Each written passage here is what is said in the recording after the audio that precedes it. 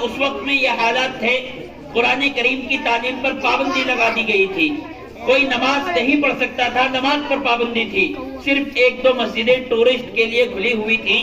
تو جب وہ وہاں گئے تو وہ دیندار تھے، رہتے رہتے ہفتہ گزر گیا، اور جب جمعے کا دن آیا تو انہوں نے کہا اپنے ان ساتھیوں سے کہ بھئی میں نماز جمعہ ادا کرنا چاہتا ہوں اور میری کوشش یہ ہے کہ میں مسجد کے اندر نماز جمعہ ادا کروں۔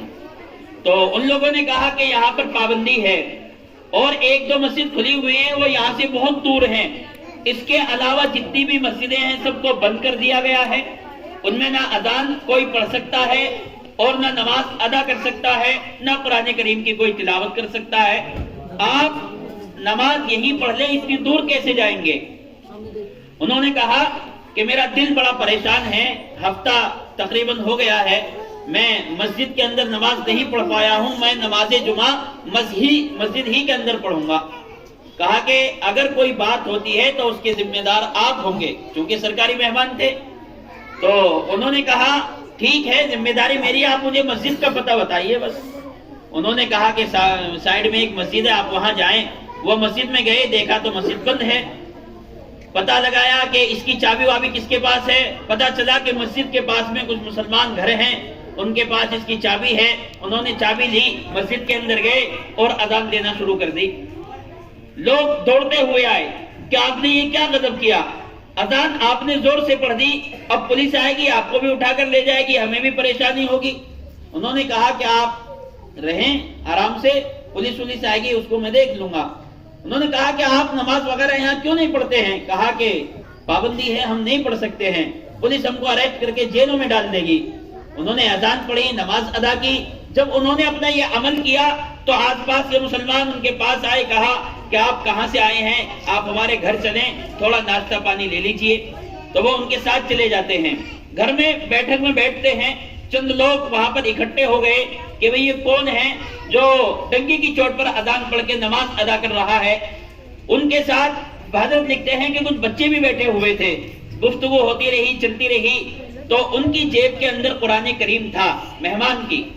انہوں نے قرآن کریم نکالا اور بچوں کے سامنے کر دیا کہ اس کو پڑھیے۔ اب بچے اس کو پڑھ ہی نہیں رہے، ایک آیت بھی وہ نہیں پڑھ رہے ہیں، وہ بار بار کہتے ہیں کہ قرآن کریم سنائیے، اس کو پڑھیے، بچے پڑھنے کے لیے تیار نہیں۔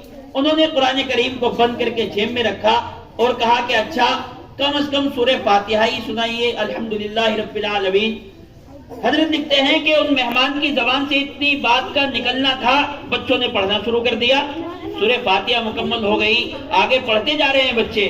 مہمان نے سوچا یہ کیا بات ہے، میں قرآن کریم ان کے سامنے رکھتا ہوں تو پڑھ نہیں سکتے، یہ پڑھ نہیں رہے ہیں، اور میں نے زبان سے سوال کیا تو اب یہ رکنے کا نام نہیں لے رہے۔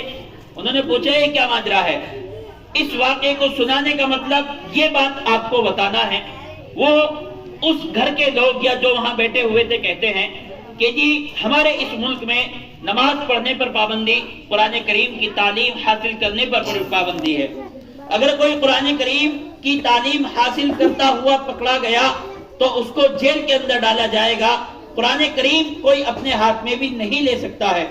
ہمارے یہاں ایک صاحب ہیں جو ٹیلرنگ کا کام کرتے ہیں، ہم اپنے بچوں کو ان کے پاس بھیجتے ہیں یہ کہہ کر کہ تم ٹیلرنگ کا کام سیکھو، چونکہ وہ حافظ قرآن ہیں، تو ہمارے بچوں کو قرآن کریم بھی سکھاتے ہیں اور ٹیلرنگ کا کام بھی سکھا رہے ہیں، سلائی کے کام کی آڑ میں قرآن کریم کی تعلیم ان کو دے رہے ہیں۔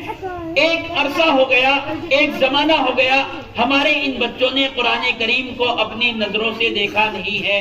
یہ قرآن کریم پڑھنا جانتے ہیں لیکن ان کو یہ پتا نہیں کہ قرآن کریم کیسی کتاب ہے، کتنی اس کی ضخامت ہے، کتنی اس کی لمبائی چوڑائی ہے۔ اس وجہ سے ان کو پتا نہیں کہ یہ قرآن ہے یا کوئی اور کتاب ہے۔ تو ایسے حالات اللہ تبارک و تعالیٰ ایسے حالات کب پیدا کرتے ہیں؟ جب قومیں اپنے آپ کو بالکل فارغ کر لیں اور اپنی توجہ قرآن کریم اور اللہ تبارک و تعالیٰ کے احکامات سے بالکل ہٹا لیں تو پھر حالات یہ آتے ہیں تم قرآن کریم کو نہ دیکھ سکتے ہو، نہ پڑھ سکتے ہو، اگر چاہو بھی نہ نماز کی ادائیگی ہوگی، نہ قرآن کریم کی تعلیم سیکھ پاؤ گے۔ تو ایسے حالات خدا نہ کرے ہمارے معاشرے میں یا ہمارے علاقوں میں پیدا ہو جائیں کہ ہم چاہ کر بھی اپنے بچوں کو قرآن کریم کی تعلیم حاصل نہ کرا پائیں۔ ان حالات کے آنے سے پہلے اپنے ایک کروٹ بدلو اور اللہ تبارک و تعالیٰ کے اس پاک کلام کو اپنے نسلوں کے سینوں میں پیوست کر دو۔ آنے والا وقت کتنا بھی کمزور ہو، نسلوں کے دین و ایمان پر بالکل وہ حملہ نہیں کر سکتا ہے، ڈاکہ نہیں ڈال سکتا ہے۔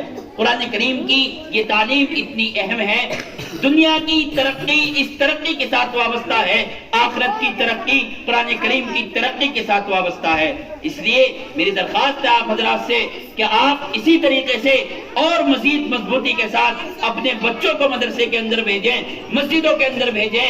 اگر مدرسے میں جگہ نہیں ہے آپ اس کو اور وسیع کیجئے، اپنے اس پیسے کو جو آپ کی گاڑی کمائی سے کمایا ہوا ہے، شادیوں کے نام پر، نکاحوں کے نام پر، لاقت کے نام پر،